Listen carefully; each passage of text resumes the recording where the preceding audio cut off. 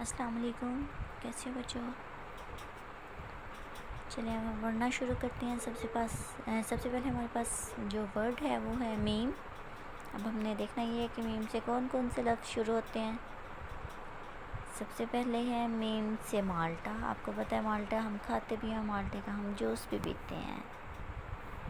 Meme से मछली, मछली हम खाते हैं।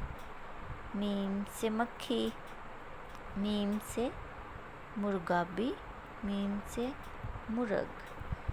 अब हम इसको रिपीट करते हैं। मीम माल्टा, मीम मछली, मीम मक्खी, मीम मुर्गाबी, मीम मुर्ग। तो बच्चों मीम से हमारे पास 5 वर्ड्स थे। अब आप लोगों ने अच्छे से याद करने हैं। अल्लाह हाफिज़।